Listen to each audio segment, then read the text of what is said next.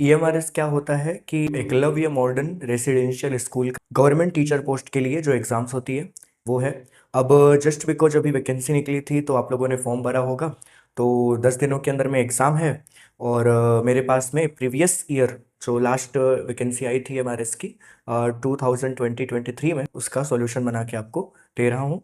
इस particular video के अंदर में मैं जनरल अवेयरनेस के जो कि 10 मार्क के क्वेश्चंस आते हैं, ओके, तो उसको हम कवर करने वाले हैं। इस बार टायर 1 के अंदर में जनरल अवेयरनेस आने वाला है आपको। तो हम 10 क्वेश्चंस देखते हैं जो कि प्रीवियस ईयर क्वेश्चंस में एमआरएस ने पूछा था, राइट।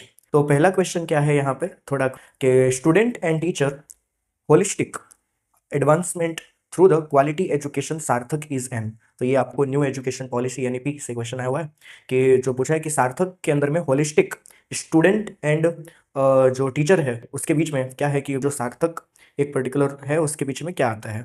तो ऑप्शंस दिए हुए हैं, आप थोड़ा सा टाइम लो इस क्वेश्चंस को और सॉल्व करो। मैं तो खैर आपको राइट आंसर बताने ही वाला हूँ, ओके। कि लीगल प्लान्स के लिए एजुकेशन ये नहीं होगा। हायर एजुकेशन के लिए जो प्लान होता है एनईपी का, ये भी नहीं है। ये है आपका थर्ड ऑप्शन, राइट, यानी कि indicative and suggestive NEP implementation plan for the school education, okay. Option number C is correct for this question. Now the John Gutenberg develop the first non printing press in Germany given है। आपको बता रहे हैं कि जो John Gutenberg थे उन्होंने सबसे पहला प्रिंटिंग प्रेस बताया था जर्मनी के अंदर में। Which was the first book he published in that press. कौन सी वो बुक थी जिसको उन्होंने प्रेस में रिलीज किया था, ओके। तो ऑप्शंस में हमारे पास में magma carta, Republic, Bible and Odyssey. आपको इसमें से राइट आंसर सेलेक्ट करना होता है, ओके। तो यहाँ पर जो राइट आंसर आता है वो बच्चों है बाइबल, यानी जो फर्स्ट बुक प्रिंट हुई थी, किसके थ्रू प्रिंट हुई थी याद रखना, John Gutenberg. First printing press क्या किया था उन्होंने प्रिंट, बाइबल किया था, ठीक है। Next question third, which of the following students are correct about the India state of the forest report, okay. तो देखो फर्स्ट क्या है, the first state for the forest report was published in 1997। बोल रहे 1997 में पहला रिपोर्ट पब्लिश हुआ था, तो ये सेंटेंस गलत है, ये सेंटेंस रॉन्ग है हमारा कि 1997 में तो पब्लिश नहीं हुआ था ये, okay. The report based on a pineal assessment of the India's forest carried out forest survey of India, FSI, forest survey of India. तो ये सेकंड वाला ऑप्शन करेक्ट है। Based on the ISFR 2021 report, the total forest cover of the country is 21.71% of the total geographical area। ये भी right है, B और C correct है। तो अब ज़्यादा देर ना करते हुए देखो बी और सी कहाँ पर है, ऑप्शन नंबर 3 में राइट है, ओके। बी और सी ऑप्शन करेक्ट है, ओके। तो डी भी रॉन्ग है और ए भी रॉन्ग है। नेक्स्ट क्वेश्चन आता है question number 4, both India and USA have by cameral legislature, यानी कि दोनों द्विसदनीय विधानमंडल है, भारत और अमेरिका दोनों के अंदर में असर्सन है। रीजन बोल रहा है कि the upper house legislator in both country are equal in number, यानी कि जो उच्च विधानसभा होती है उसके नंबर जो है दोनों कंट्री में इक्वल है, ऐसा बोल रहे रीजन। तो यहाँ पे देखो असर्सन तो राइट है, असर्सन ट्रू है, बट रीजन फॉल्स है, यानी कि assertion true and reason false, यानी कि ऑप्शन नंबर 4 करेक्ट है यहाँ पे, ओके। फोर्थ नंबर का जो आंसर है डी वो राइट है।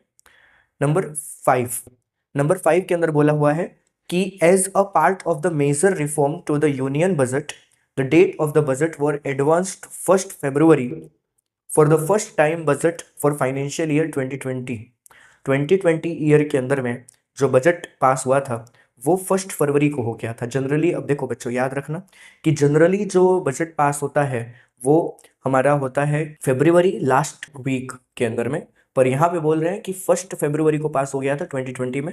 तो ये राइट है, असर्शन करेक्ट है। रीजन बोल रहे हैं कि क्यों हुआ था, advancement of the budget date has been done to enable early completion of the budget cycle, ताकि बजट साइकिल की जो प्रोसेसेस होती है वो जल्दी से फिनिश हो सके, उसके लिए यह किया गया था। तो रीजन भी करेक्ट है और करेक्ट एक्सप्लेनेशन भी है। तो assertion reason both are true and assertion का जो रीजन है वो करेक्टली असर्शन को एक्सप्लेन करता है। तो ऑप्शन नंबर 2 इज करेक्ट यहाँ पर, ओके। नेक्स्ट क्वेश्चन जो है, which team won the 2023 women's T20 world cup. T20 world cup में 2023 में जो मैच हुआ था वो कौन सी टीम जीती थी? India, Australia, England and south Africa options में है। तो आपको लर्न रखना है इसको कि जो टीम जो जीती थी वो थी ऑस्ट्रेलिया। Okay, Australia. अभी अगर इस साल के लिए आए तो आपको याद रखना है इंडिया। ओके, लास्ट 6 ईयर से लगभग ऑस्ट्रेलिया जीत रही थी, पर अभी इंडिया आएगा। ओके, नेक्स्ट क्वेश्चन जो आपको पूछा जाता है यहाँ पे, question number 7, who was awarded as the Sahitya Akademi Bhasha Samman 2020?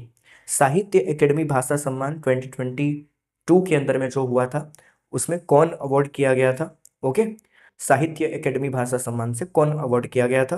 तो यहाँ पर जो करेक्ट आंसर आता है वो आता है उदयनाथ झा। आपको याद रखना है कि उदयनाथ झा थे जो कि 2022 में साहित्य अकेडमी भाषा सम्मान से उनको नवाजा गया था। नेक्स्ट क्वेश्चन आता है मिल्पा, रोका, लदांग, ये जो है डिफरेंट डिफरेंट नेम है वो किस चीज के हैं? मिल्पा, रोका एंड लदांग कौन कौन सी चीजों के डिफरेंट नाम हैं? ओके, तो आपको याद रखना है कि ये जो नेम है वो है आपका फर्स्ट नंबर शिफ्टिंग कल्टीवेशन का। मिल्पा, रोका और लदांग जो वर्ड्स है ये अलग अलग रीजन से आते हैं, पर इसका मीनिंग एक ही होता है कि जो फार्मर्स होते हैं ना एक पर्टिकुलर खेत के अंदर बहुत सारा फसल को जला देते हैं और उसमें 1-2 साल तक कुछ उगाते नहीं है जनरली, ताकि उस सॉइल का फर्टिलिटी जो है वो मेंटेन रह सके। तो फर्टिलिटी मेंटेन रखने के लिए ये चीज़ जो किया जा रहा है हम इसको बोलते हैं मिल्पा, रोका एंड लदांग, अलग अलग रीजनल लैंग्वेज में। तो ये शिफ्टिंग कल्टीवेशन का एक एग्जाम्पल है जो कि कल्टीवेशन को शिफ्ट कर देता है। ओके, नेक्स्ट क्वेश्चन आता है question number 9, what do we call the process through which bacterial and fungal enzyme degrade the detritus into simple organic substances? detritus को simple organic substances में convert करने का क्या तरीका होता है? तो आपको याद रखना है कि अगर किसी चीज को आप जोड़ रहे हो, सिंथेसाइज कर रहे हो, नया चीज बनाते हो, तो आप उसको बोलते हो एनाबोलिज्म। और अगर किसी चीज को आप तोड़ते हो तो उसको बोला जाता है केटाबोलिज्म। यहाँ पे बड़े मॉलिक्यूल्स को तोड़ के छोटे छोटे सब्सटेंस बनाए जा रहे हैं तो हम इसको बोलेंगे catabolism. Option number second correct होगा। और याद रखना कि जहां पे चीजें टूट भी रही हो और जुड़ भी रही हो बायोलॉजिकली तो हम उसको बोलते हैं मेटाबॉलिज्म। ओके, टूटना मतलब केटाबोलिज्म, जुड़ना मतलब एनाबोलिज्म और दोनों का कॉम्बिनेशन मेटाबोलिज्म। ओके, याद रखेंगे। नेक्स्ट आता है question number 10, according to the national educational policy 2020 by which year gross enrollment ratio in higher education including vocational education is to be increased to 50%? यानी बोल रहे हैं कि हम स्किल बेस्ड एजुकेशन जो होता है, ओके, जॉब के पर्सपेक्टिव से जो एजुकेशन होता है उसको 50% तक कब अचीव कर पाएंगे?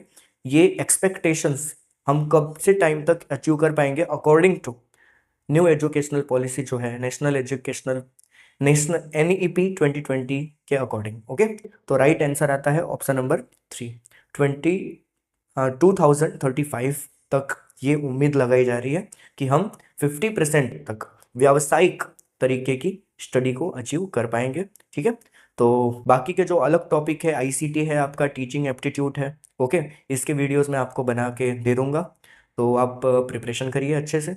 ओके, और कुछ भी डाउट होता है तो आप कमेंट सेक्शन में मुझसे पूछ सकते हैं।